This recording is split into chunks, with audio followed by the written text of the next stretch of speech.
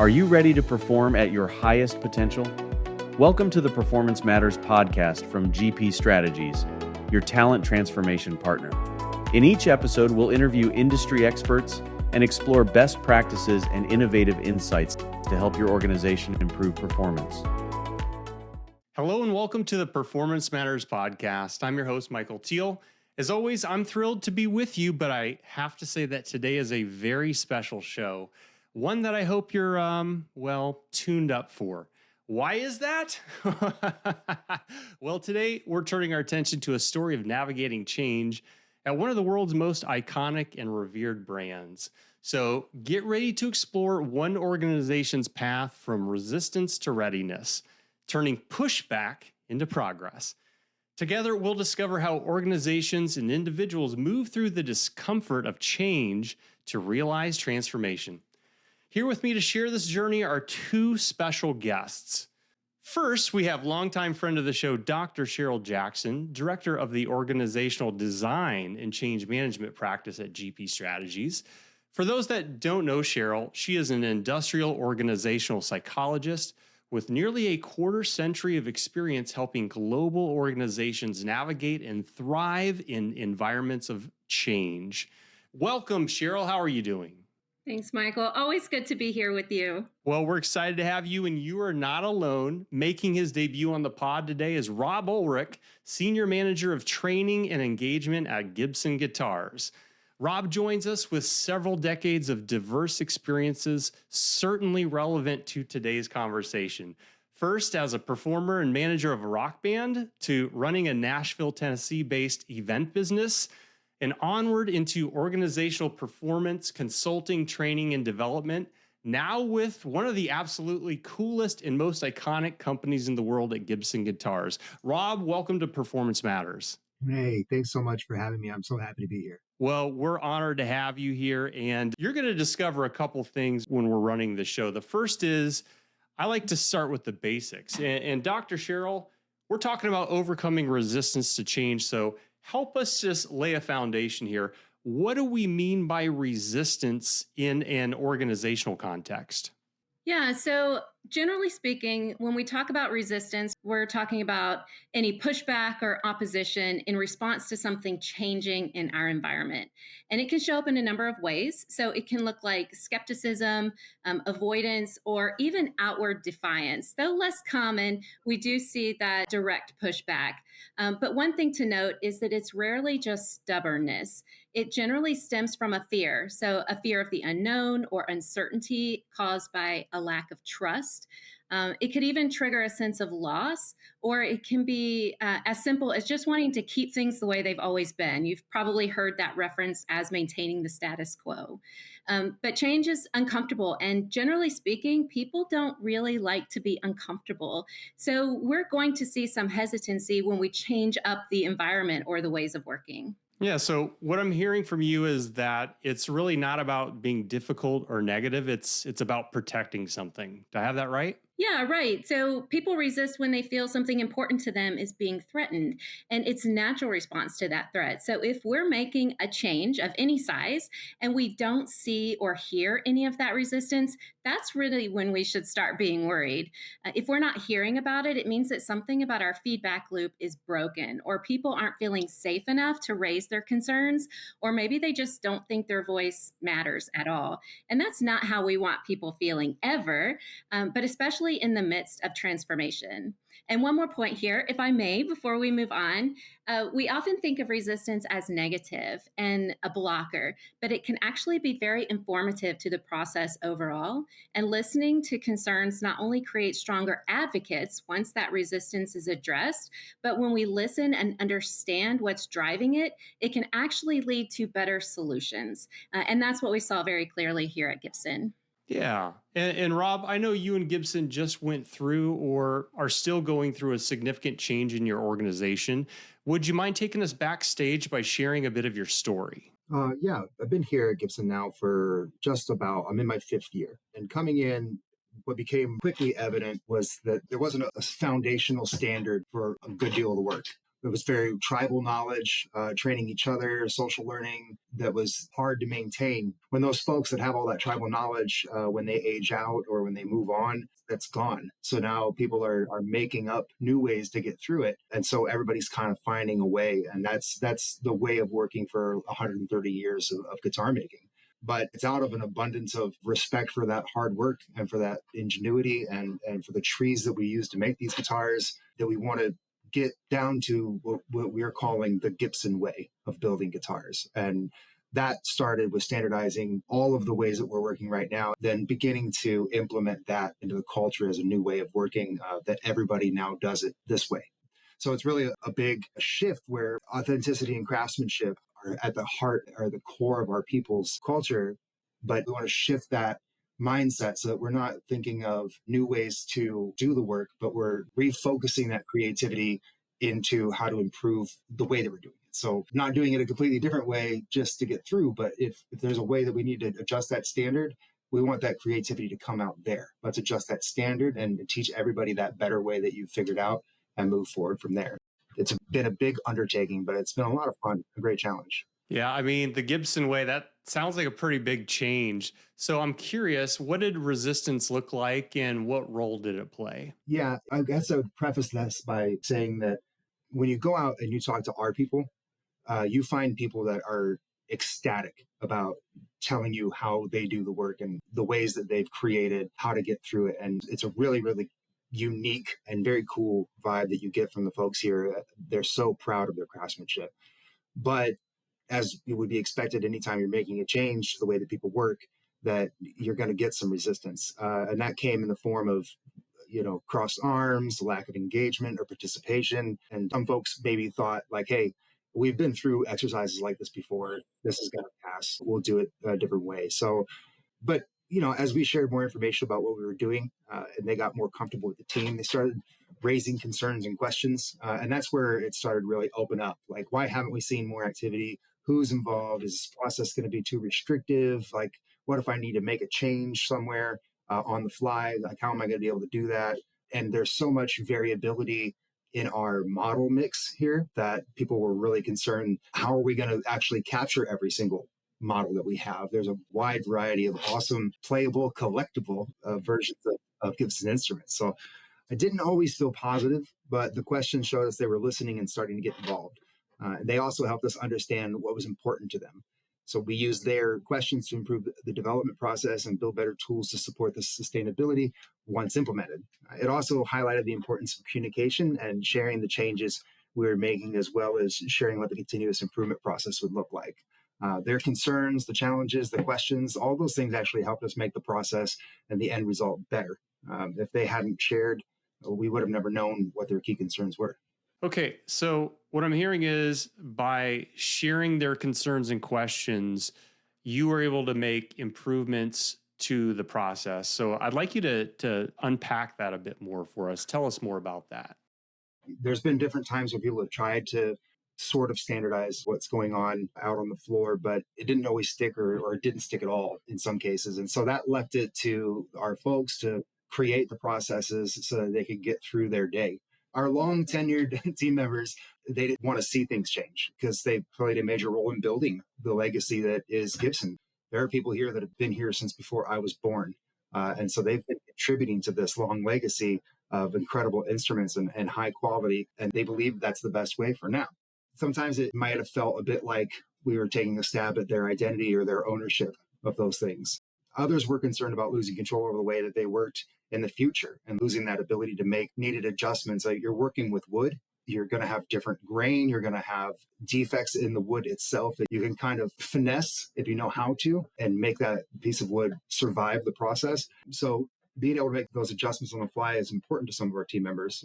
So some of the resistance came from not wanting to change how things were done, but it also came from a place of wanting to deliver high quality work and make sure the guitars survive, which is really encouraging. That's understandable. It also sounds pretty tough, putting myself in their shoes here. So I'm curious, what did you do? The most important thing that you can do in this situation, which is listening.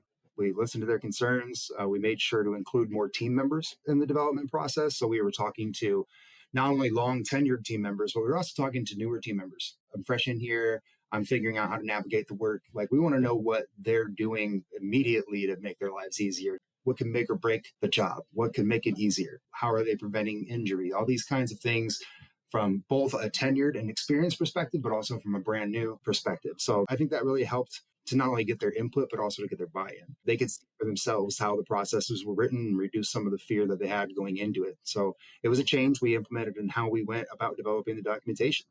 So as part of sustainability, we implemented some processes that would help ensure long-term adoption. These were things like team-led training, certification systems, continuous improvement loops, created a system that I called the voice box internally, which is our suggestion box. If there's something they feel they need to change or improve, they can send it directly to us and we take action on it. So it really helps to keep that employee voice at the heart of the sustainability.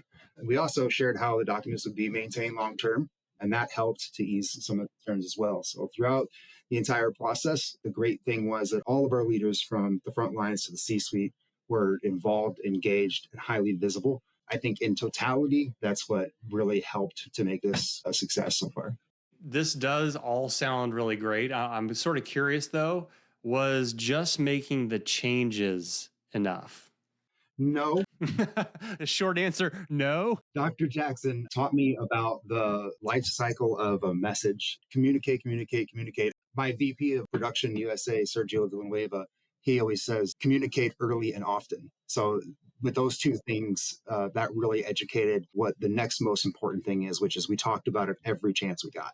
Even our VP that I mentioned and our COO, Luke Erickson, showed up at town halls to discuss it with people, sent emails to the teams for encouragement, walked the processes to hear directly from team members how they were feeling. And all of this not only gave them insight into that next level, but it also built trust and created buy-in when we needed it. And that was during that development phase. We needed people to be open and trusting. Yeah, Rob, I just want to say thanks for sharing this. We're always looking for real world case studies. And I mean, this is it to a T. It sounds like this is really a fantastic profile of change done right. So well done. I would give you a resounding applause on that end. Dr. Cheryl, you are our resident clinician. So from a change perspective, I'm curious here, why did these activities work to reduce or address resistance and move teams into readiness? Well, effective transformation is really all about getting people on board and moving them through this change curve from first making them aware that something is even happening at all, ultimately to full adoption and, dare I say, advocacy of the initiative, if we can be so bold. And moving through that curve is a very individual process. So you really have to understand what each person is going through and what their challenges are. And you can't do that without listening, like Rob was talking about. Really get in there and provide them a space to provide feedback, to let you know what their challenges are and be open to that feedback. So Gibson's inclusive approach to collecting and communicating that information created a space for each person to really feel heard and to feel valued and respected. And that support came from the top. So the leadership visibility through continuous and reinforced communication, they were all on the same page and communicating that same messaging over and over and over again. Of course, in their own words, we didn't assign them phrases to use. It came very natural and it was authentic to them. And that was a really powerful way to get people on board.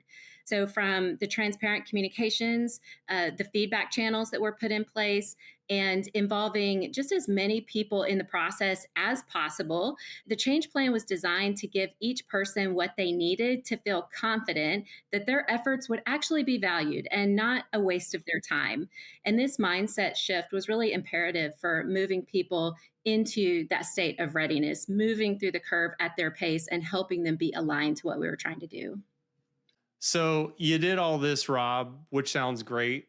This podcast is called Performance Matters. So I'm curious, how did you know these techniques were effective? Team members who were initially hesitant about the process turned into some of the greatest supporters of the process. They encouraged other people with their enthusiasm.